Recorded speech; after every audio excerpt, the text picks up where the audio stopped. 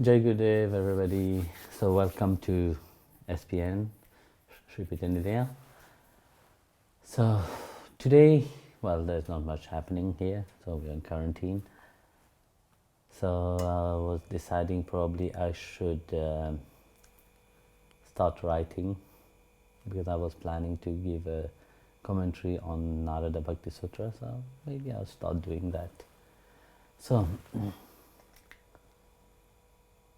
apart from that, you can see that I got many messages where people are start to question many things which is happening right now in the world, whether it is real or not, or it is some conspiracy happening. But we're not going to these kind of things, because this play very much upon one mind. Because you see, like I said, apart being positive, really you can't do anything. Even if it is conspiracy or not, what is happening, we can just assume it is real. Another thing is that, well, when we look at Mother Nature especially, we should be really glad what is happening. I'm not talking about all the numbers which the media have been giving, but I'm talking about looking how wonderful is Mother Nature, and really you can see that Mother Nature is smiling. I said, yes, I've been waiting for that time since long. I have sent you a reminder of the reminder that you have to calm down, but you have not calmed down. Whether this virus is real or not, it doesn't matter. But when we see what is happening to nature, how nature is blossoming, it's so beautiful, really. Now, even being inside, it's really nice to see that also, and to see that people are taking time really for themselves, go deeper within themselves, and really not just always running behind something in the outside. It's time now to also take time to run inside. And this is what is happening in the life of many people right now. They have time to go and dive within their consciousness. Of course, at the beginning it's not that easy, but when they come to the point of acceptance, then it becomes easy. As long as we accept things, our view, when we accept things, transform, and it becomes so positive and inspiring. When you judge, you criticize, then it is a different matter. So let this test be an inspiration to go into the consciousness, to go into the self, and to get to know yourself better. Take the time to get to know you, that you which you have never looked at, because the world is so busy running after some things which is, whether you know or you don't know. A few days ago I told a story of a dog which you keep running behind a car. So like that, you see, for the mind have been always busy running after fertile things. Now it's time to run and rediscover yourself, and nature is allowing you to do that. And that is the beauty of this time. You see, every year you take time, you go on holidays to relax yourself, to do so many things. And this is a time where nature is also relaxing. She's having a holiday time from pollution, from your car exhaust, from so many things, So, and that is very beautiful. It would be nice if, people learn from that, and really, not because later on when Corona disappeared, or they have found a vaccine or whatever, and then human go back to their pity self again. So we must appreciate really what nature is giving us, and it would be nice, if this is my idea now of things, that the government should put a lockdown, a quarantine like that, but without any fear, without any virus, without anything, every year, for the world to breathe, without any, pollution or anything. Let the world take also a holiday, just like you people go on holidays, but we all go on holiday. We all take time to relax, So like that, Mother Nature also can take her time to relax. So I'll ask Jai Gopalananda to ask the question. Dear Guruji, what is the difference between Sharanagati, surrender, and Prapati, taking refuge or shelter? Actually, when you're taking refuge to the feet of the Master, Prapati, you are saying, I don't take that responsibility, but you have that responsibility. Whereas in Sharanagati, I give myself completely to you. There's no I, you see, but it's only you. Even if it sounds the same, both are surrender. But in one surrender, the I is still there. And the other surrender, the I disappeared, it's only you which exists. So which one now it is? When we talk about Sharanagati, it's not just a simple word. Surrender is not just say, oh Bhagavan, I am surrender. No. When you take you surrender to the Lord becomes everything for you. Yesterday we were giving the example of the gopis. The gopis' mind, how it functions, because it's not only about them. They don't think about them. They think only about the Lord Himself. Whereas in Prapti, I am taking shelter. So there is an action of I surrendering to you. So that I am holding upon you, just like a child holding the hand of the father or parents. So I'm holding upon you, you hold also upon me. But imagine if you're holding the hand of the Lord, that means that any moment you could also let go of that hand and run away. It's the same, but the Lord have to also, you see, when you give your hand to the Father, and then for no reason the child just let go of the hand of the Father and the child fall down. Whose fault will be? It's not the Father's fault, it is the fault of the child. Because when you have given your hand, you have to hold tight to that hand. Whereas in Sharanagati, I say, no. I have given me completely to you. You hold me. You carry me. So if the Lord is carrying you, there is no chance of you falling down. So this is Sharanagati. When Mirabai said, "Mere to Giridhara Gopal, dusara na koi." So that you Giridhar, my Giridhar Gopal, there's no other than you. I'm giving myself completely to you, but I have that single pointedness. There is no other one than you. And that is that kind of surrender that one must have. When we talk about surrender, we have that single pointed, no matter what come,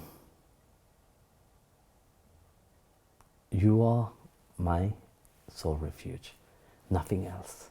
There's no the world, there's no mother, father, there's no children, there is no material things, there's nothing. All other things are secondary. But you are the supreme and you are the only one, nothing else. Not even I. Jai Gurudev Guruji. If we practice our sadhana daily, japa, kriya yoga, reading the Bhagavad Gita, and follow all your teachings the best we can, is it wrong to participate in a spiritual practice other than Bhakti Margas? For example, the world meditation taking place on April 4th. What is your general stance with regards to participating in other spiritual practices, gatherings, etc., if we are your initiates and follow your instructions? Look, I don't have any problem. People has to participate, in other. I'm not a dictatorship, I'm never so said you have to only practice this. No. As long as you are clear about your path, I have said that many times, as long as you're clear about your path, you're clear where you belong, to whom you belong, of course you can participate, And when you have that, you see, as a devotee, if you are participating in other, you should also bring what you have and share it with others.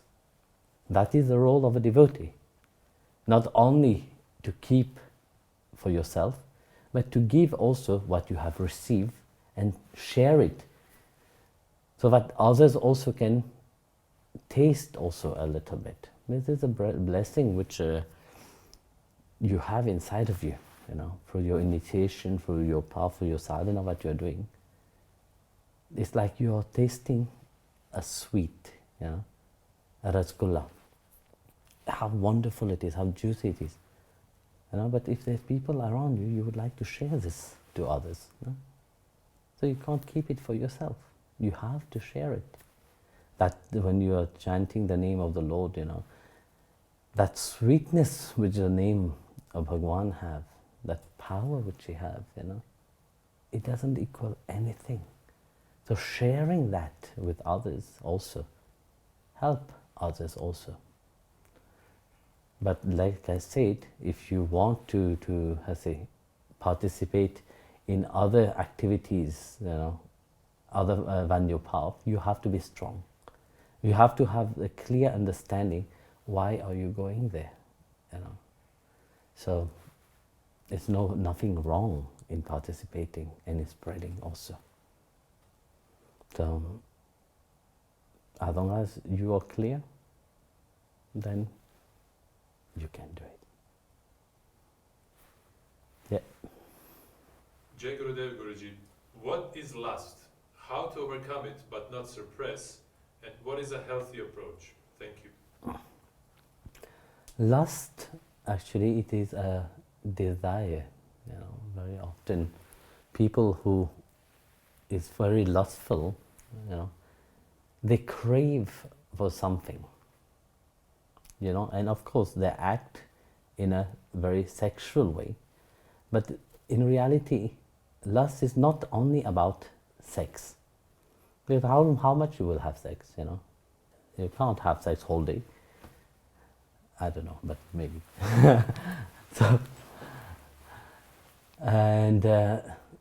So this suppressed energy inside, it acts in a very lust. Because you see, when we look at lust and we look at somebody which is in love, really, it's two different things in itself. Because in lust there is a power game. There is, I put my power upon, I show you how strong I am. I forced you upon, So this is lust. And lust is full of desire. Do you think by fulfilling that lustful desire it finish? No, because it keeps increasing. You have to know whether this is truly lust or it is love. Because when two people share something intimate between them, they are also sharing a part of themselves. They are sharing the love between them. And that is not lust. Because that attitude of how you're approaching that love and how they approach lust is two different attitude in itself. It is two different aim in itself. Very often, devotees come to me and said, "Oh, Guruji, I have this desire inside of me, but I do, have this craving, to have sex or, to be with my partner in that way." Then he said, "But I feel guilty." No, you don't need to feel guilty about that. You have taken a certain path, which you are together with that person, and you love each other, and you are just sharing that love between each another. So you can't call it lust, because in lust is once the desire is fulfilled, that person disappeared in your life. The moment that person get what they want, it's like, how you call it, one night stand, for example. So it's just to fulfill that desire. Once it is done, it's gone. And with lust, there's such a very heavy karmic attached to. Because you see, more strong is this desire to fulfill the lower urge, stronger is the karmic reaction also.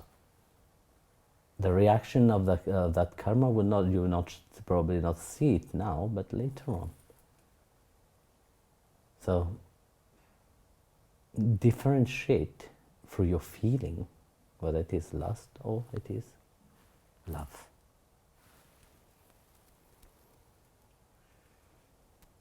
Jai Gurudev Guruji, there is a lot of information out there about how to fast on Ekadashi. What do you recommend? What is allowed and what is not allowed to eat or drink? Actually, look, here when we fast, well, I don't fast too much on Ekadashi, but when the devotee fasts, normally I ask them only to drink on Ekadashi. So we have brought it to another level, because here when the Swamis and the Prabhus fast, they fast without eating. So this is how we do it. When we fast without food. And of course there is a different other path. There is a Ekadashi food, which is without grains, without certain things, so you can follow that. Either or, you see, what is the most important thing in Ekadashi is the elevation of your mind and consciousness. It's not the food itself as much, but it's that consciousness itself. In Ekadashi day, yes, you are not eating, or you are eating Ekadashi food, but if your attitude is the same, then nothing is changed. It's reminding me of a story of a squirrel. That's a squirrel. So this squirrel befriended the king of the forest, a lion. And of course the lion gave the squirrel some task, which the squirrel did it wonderfully.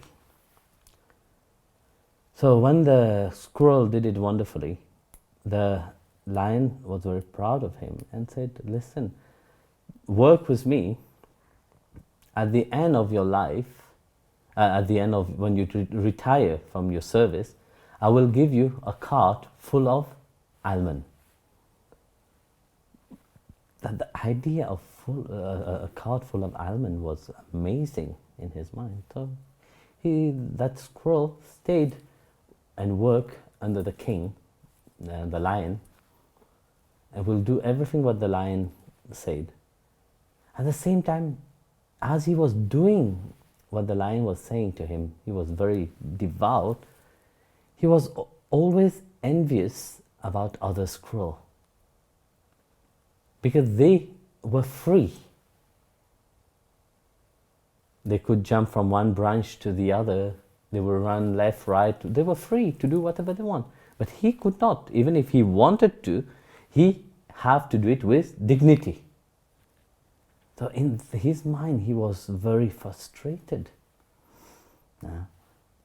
looking at others. Then he will think, oh, one day they will be envious about me. Once when I receive the punya, when I receive the cart full of almond, they will be envious about me. So this thought was playing inside of his mind. Throughout the years, as years passed on, he became old and it was time for him to retire. So when he announced it to the king, the lion, so the lion made a big banquet for him. And as promised, he offered him a cart of almond.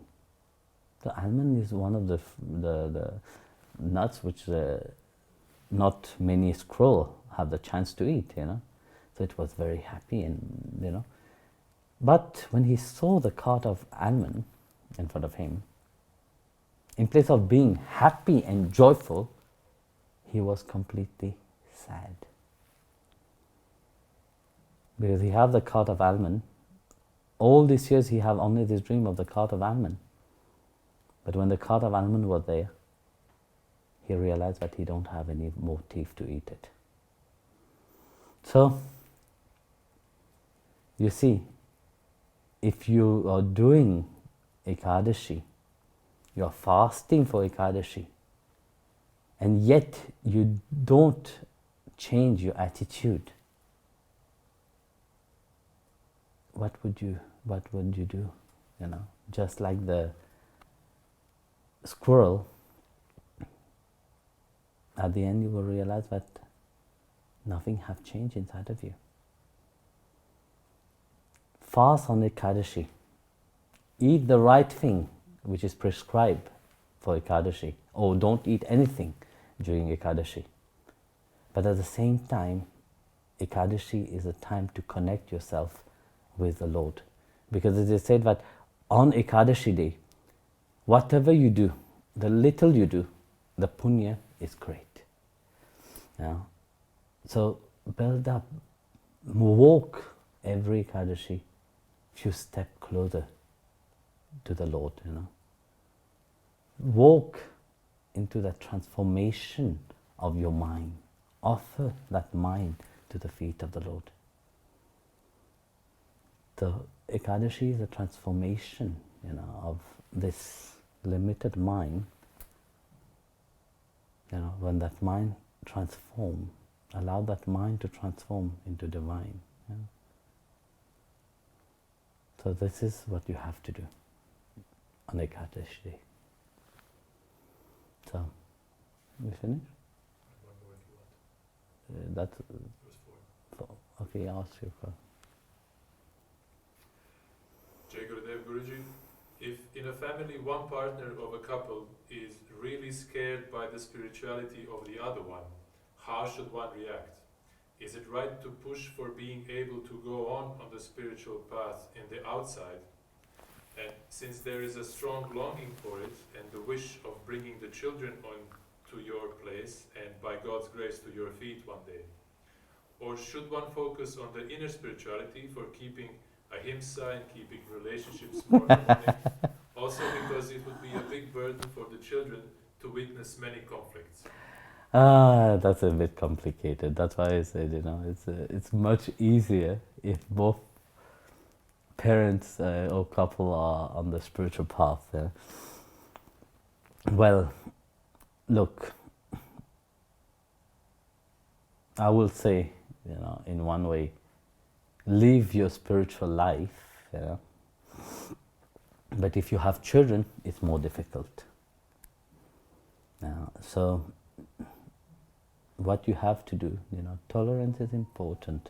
Sometimes you have to, like we said in Mauritius, press the nose and drink the oil, which means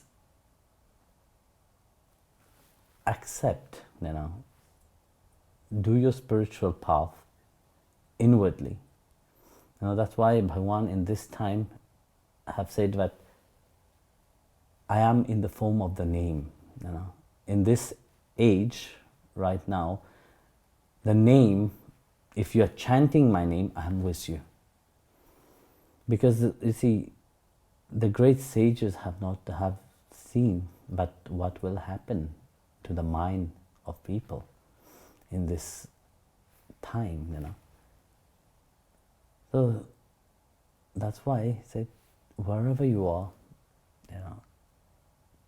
find Bhagavan through his name. So let this your spiritual path, to avoid conflict within your family. Follow your precept of your spiritual precept, Be vegetarian and inspire your kids and inspire the people around you, until you can really do your sadhana, do your, your puja and so on the outside, to avoid conflict with your partner or whatever. Just chant the name of Bhagavan inside of you. And, if it carries on good like that, it's fine. You see, look, you're on the spiritual path, you have learned to respect. But also one thing is that now I'm saying opposite what I just said right now. I'm saying if you also at the same time just like a,